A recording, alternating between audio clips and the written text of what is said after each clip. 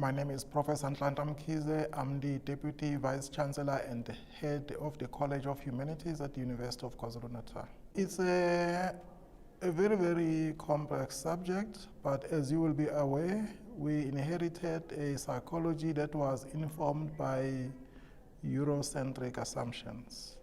So African-centered psychology takes its point of departure from the African continent. It is informed by assumptions, values, presuppositions, and epistemologies of the African continent. In other words, we center our work on the continent as our point of departure, and it is from there that we seek to establish global relevance. But we must start from who we are, our own experiences. There are many applications.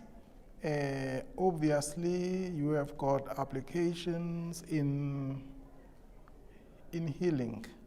I'm not going to use the word psychotherapy because it has got its own connotations. So African-centered psychology has got applications in healing.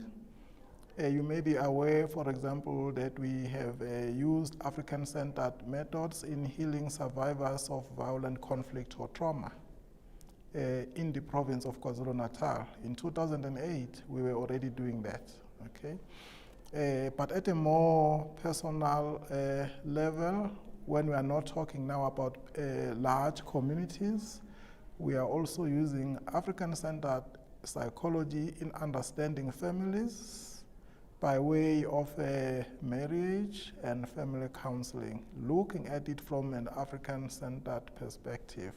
When couples come, they've got issues in their relationships, in their marriages, then we start asking, if we were to look at these issues from an African-centered perspective, what are they going to look like?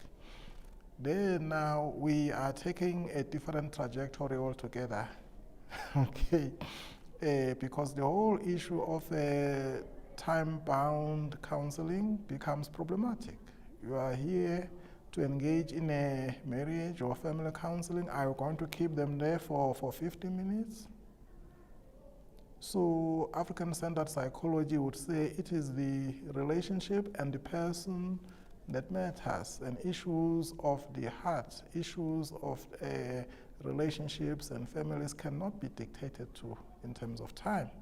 So we differ then in terms of conceptions of time with the Eurocentric tradition. We say for us it is the human being that matters, and we do not attach a value to the issues that human beings bring to the counseling session, let alone time-bound limits.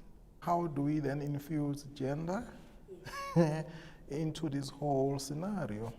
Maybe you are aware of the work of African scholars in the field of African feminism and African humanism. Because the feminism that you would probably have been taught in the undergraduate curriculum reflects the experiences of women in Europe, right?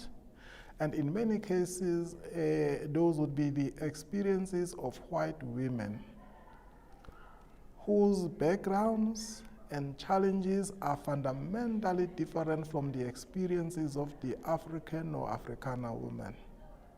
So that is my point of departure. When we are talking about gender, when we are talking about womanhood, we need to go back to the source and understand from an indigenous African perspective, how were gender relations understood, and how did colonialism impact on those gender relations, and how did we end up adopting an agenda that was not our own?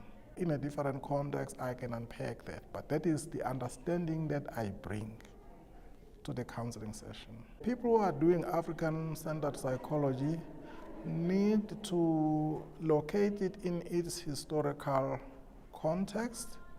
We also need to familiarize ourselves with the complexities of the discipline.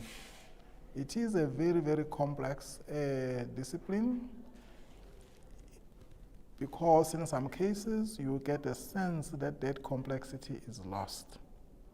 Okay, So we need to delve very, very deeply into the discipline and understand it in its complexities. Maybe that is where all of us are still falling short or battling, but that is a project. The whole issue of African-centered psychology is a future-directed project. It is not a project that is located in the past, as some of the skeptics would argue. It is a future-directed project in line with the epistemology of African-centered thought.